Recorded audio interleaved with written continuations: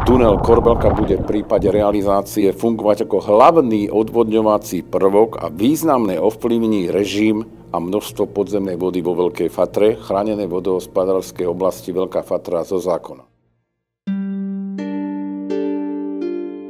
Filozofia nášho boja je taká, že skúsenosť pred 20 rokov s tunelom na Višňové hovorí, že došlo k tým vrtným prácam a vodné zdroje, ktoré tam boli, sa stratili. Povrchové toky na Vrútkach, na Karvaša, Blahovca vyschli, ale tá voda z toho geologického masívu, ktorý bol prevrtaný v množstve približne 200 litrov sekundových, vyteká bez úžitku doteraz do Váhu.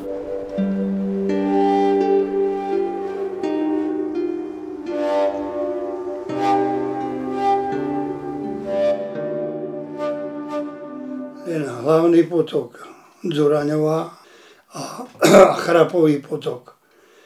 Ten tunel je razený presne popod tej pramene. A voda padla do tunela a de facto dva potoky vyschli na čisto. Je to nešťastie, ten tunel. No.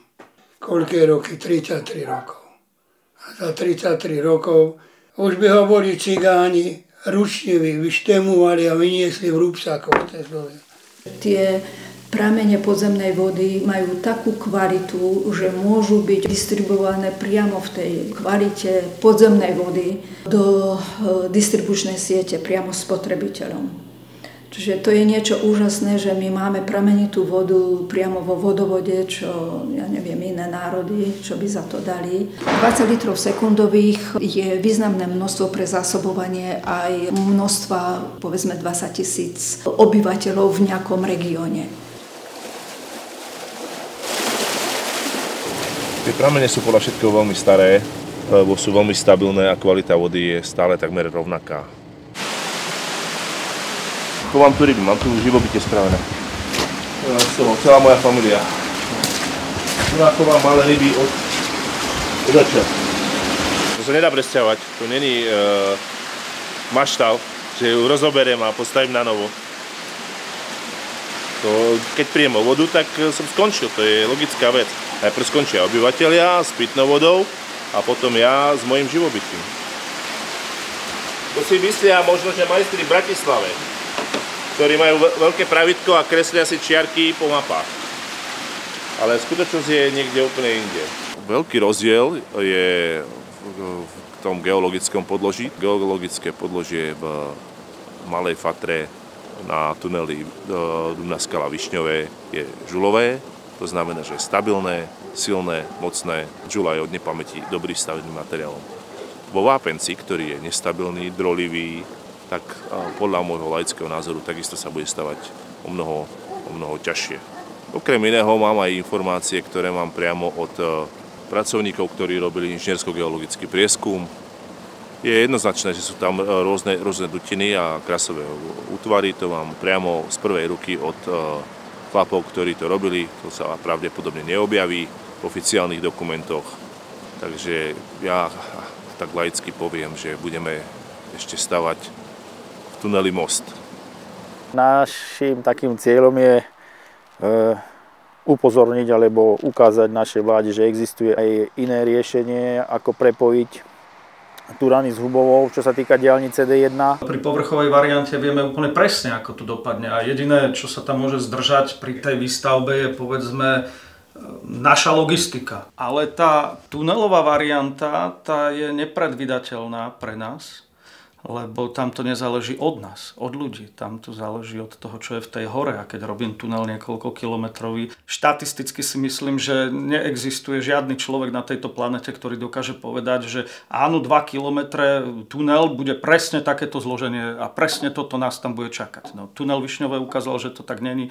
Hej, Strečno už neviem, odkedy sa robí. Ty dnes síce dáš nejaký rozpočet, ale ak si skúsený stavbár, tak ty už dopredu presne vieš, že to navýšiš. Na dome sa zarába na zmenách a nie na tom, čo najprv naceníš. No a pri tej povrchovej variante tie zmeny sú minimálne, pri tuneli môžu byť extrémne. Začne sa s nejakou cenou a potom musíme urobiť nový geologický, hydrogeologický prieskum tam sa platí, potom tam stoja tie zariadenia. No taká vrtná súprava alebo stroje, ktoré stoja a nemusíš ich ničiť a bereš za to peniaze, lebo stojíš, lebo máš prestoje, to je dobrý biznis, nie? Tuto je hladina podzemných vod, tu ide tunel. Oni to musia odvodniť, lebo tam je 0,6 atmosféry tlak na ten tunel. Tak som vedavý, aký materiál im 0,6 atmosféry vydrží tlakovú vodu. Čiže odvodniť to musia, keď odvodnia 6 metrov, tak všetky pramene, ktoré sú na úrovni tých podzemných vod, budú suché. Lebo tam nemajú vodu. Je to jednoduché. A znížia samozrejme zásobu v celom tom kopci, kaďal to ide, lebo však ja som videl ten kopec, kaďal ide. Oni chcú rozvrtať celý kopec. A už som hovoril aj, prečo ste to neurobili v galérii. Normálne v galérii po obvode toho masívu. A je to vybavené, tak ako strečno. Prečo tam toľko mudrujú a toľko sa všelijaké tí geológovia skáču, keď mohli urobiť galériu dole, 10 metrovú, hore vybetonovať a skaly padajú koľko chcú. Je to vyriešené. Nie. Raz budeme, a za 5 rokov, keď tam nebudú sa to znova robiť. To uvidíte. Vy sa toho dožijete. Ja už dúfam, na niektoré chcem vidieť. To jazero je tu. Potom tu ide tuto, ako to bolo vyrúbané tadiaľ, to tu, popri váhu. Tu sme včera toto filmovali. Tuto to ide po tej lúke. Odklon proti zosuvu. To je táto fialová. Môj postoj, veď ja polujem v Turánoch, v Šutove, poznám tých chlapov. Prvá vec, ten lom v Šutove není vôbec zosuvné územie. Ten chlapík, čo mal akože ťažobné povolenie na ťažbu toho štrku, on miesto toho, aby robil terasy a ťažil, tak on podkopával bravo. A jednoducho, veď to bolo úplne normálne, že sa to zosunulo. To není zosuvné územie, to sa zosunulo, lebo to on podkopal. Tou nesprávnou ťažbou, ktorú urobil. Takže oni mu to vlastne vtedy zastavili a jednoducho, že zastabilizovali, nič nezastabilizovali. Tak, ako sa to zosunulo, tak to je. A už iný variant, vykúpené pozemky za ťažké peniaze. Veď Šutovci oslavovali celá dedina, veď oni prišli k brutálnemu balíku, tam sa to predávalo, vykupovalo za perfektné peniaze. Tam to oni ako v Intravilani. A krásne úživý variant by vyšiel vonka z Turca, prešiel vlastne už na Liptovskú stranu. Krásne by to vlastne išlo v tom Slave. Tam už boli tie zemné práce započaté. Áno, áno. My sme to všetko prešli. A toto som hovoril na všetkých stretnutiach. Prosím vás, nech tam ide niekto, nech sa pozrie, že to nie je zosuvné územie, nech sa pozrie kde, nech prídu pozrieť na tie bloky a rastlinky a nech vyhodnotia, že to je na 3 metroch štvorcových. Nie, tam už také pravičké. Len viete, vrtať tunel je úžasný projekt, nie? V tej variante povrchovej tam teda tvrdia, že prídeme o to nejaké rašelinisko, o ktorom ani neviem, či vôbec z Krpelian alebo zo Šutova, alebo takto niekto vôbec vedel. Určite ochranári majú na to iný názor, ale dobre, však je to katastrofa nejaká, určite je to nejaký problém pre prírodu, lenže tu robia tunel cez horu. Aj podľa oficiálnych štúdií tá voda zmizne a teraz je otázka, keď tu klesne voda o 10, 20, 30 metrov, ja neviem, koľko to malo byť metrov? Cez 20. No, tak čo zmizne s tou vodou? Však tu v podstate tu sú tiež rastliny, zvieratá. To nikomu nevadí, že tu zmizne na celej velikánskej hore klesne 20 metrov hladina? Takže ich nezaujíma podľa mňa ekológia absolútne. Tam neverím tomu, že niekto nemôže v noci spávať kvôli tomu, že Ježišmaria, tam ide rašelinisko zmiznúť, tak ideme radšej urobiť tunel. Určite nikto nemá takéto obavy z toho. Ja som presvedčený o tom, že tam ide úplne o niečo iné a ja to takto poviem, že tam ide o...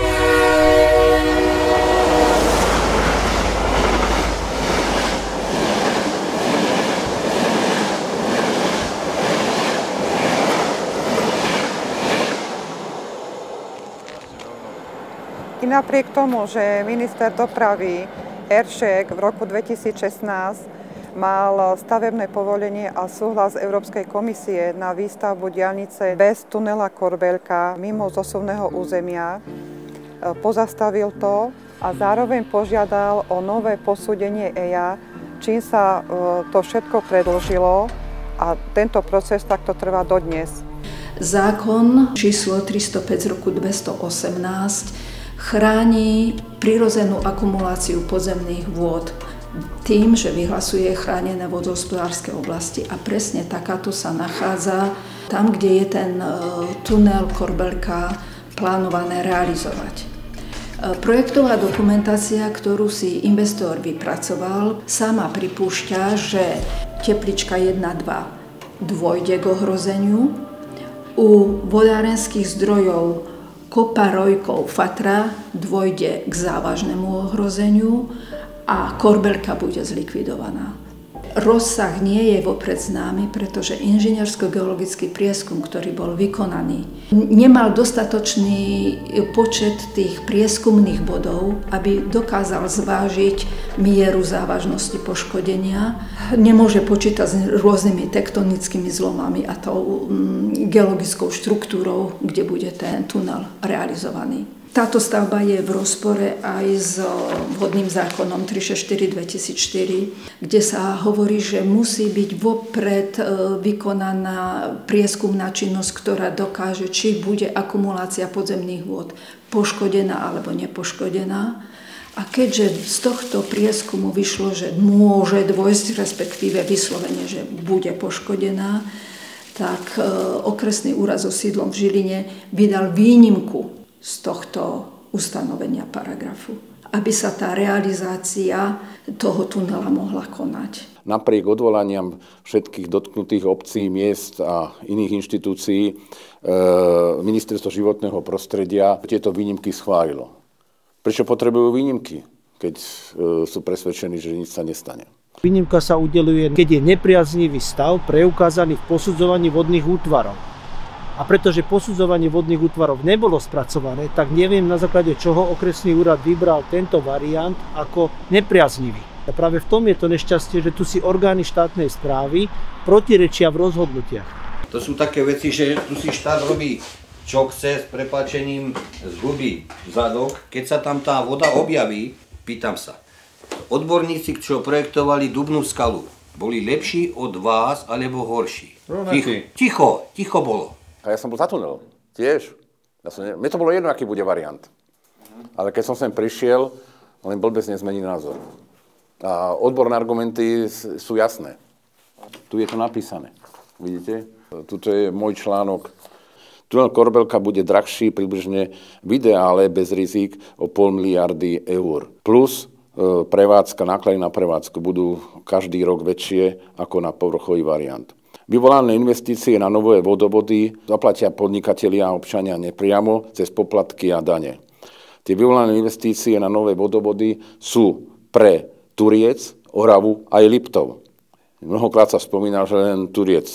Tunel Korbelka ohrozí existenciu malých stredných podnikateľov. Odškodnenie nenavrhujú. To budú ďalšie nové náklady. Len si myslíte, že je ešte nejaká sila toto zmeniť podľa vás? Kým tam nie je vrtná súprava, tak si myslím, že vždy je nájde. Idealisti môžeme byť. Ten idealizmus je krásna vec. Naša posledná nádej ešte je správny súd a jeho rozhodnutie, že celý tento proces bol v rozpore s našimi zákonmi a smernicami. A ak správny súd nerozhodne náš prospekt, tak úplne, že posledná inštancia sú európske inštitúcie. S tou prírodou je to tak, že keď tú prírodu nejako poškodíš čímkoľvek, nejakou katastrofou, aj veľkou, ja neviem, v Taliansku Etna vybuchne, tak tá príroda vždy si nájde cestu, ako sa obnoví na tom istom území. Aj pod tou Etnou vždy tie stromy vyrastú. Tá láva ich zničí, ale vždy nakoniec vyrastú. Ale tu urobíme dieru a je koniec.